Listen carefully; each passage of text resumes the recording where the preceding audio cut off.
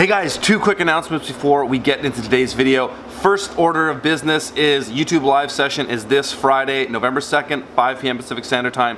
Join me where I will be talking about my membership website and the new book I'm writing, which is a revised version of The Urban Farmer. I'll tell you all about the content that I'm going to add to it, but I'd love to get your feedback and hear from you on other things that you think I should add. So I'm totally open to suggestions there.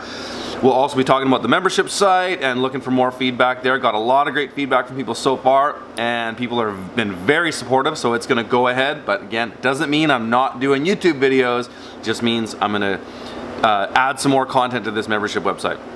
Second thing is the Microgreens course is almost full, and the registration cuts off this Sunday. That's November 4th at 11:59 p.m. Pacific Standard Time. So make sure you jump in there if you want to get in this cohort 5-week course with me in it live every week, answering your guys' questions. The link to the course will be in the show notes right below the video. All right. Hey guys, we're here at Rose Creek Farm. This is day 3 of our 5-day workshop here. And we all just discovered today a new use for a leaf rake. You could also use a tine rake. But some people ask me about, sometimes when you're running the paper pot transplanter, you got a little bit of exposed chain, and then you've also got some mounds around where the chains are planted.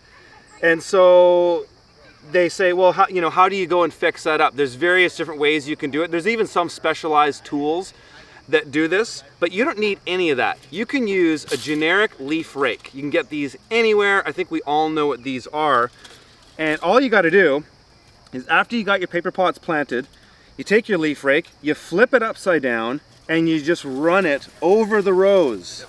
And now that's gonna finish up your chain pots perfectly. It's also gonna level out your soil so you don't have those mounds.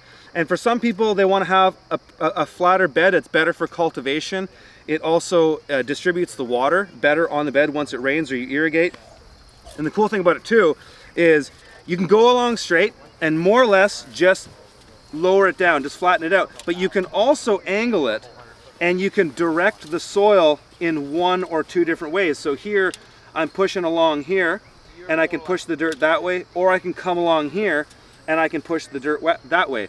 I found more or less though, you can pretty much just walk it along here and level the soil out. You might knock the plugs over a little bit, but it's not a big deal. And as long as you're careful with it, you'll knock them down less as long as you're paying attention and just going along there. But I like that because I like to have tools on the farm that have multiple uses. I don't like having tools that have one use.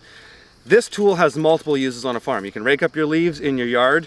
You can scrape off the excess greens from your first and second cut to have a clean bed. And who knows what else you can use this for, but it has multiple uses, and there's another use there. So hope you guys found that helpful. Talk to you later.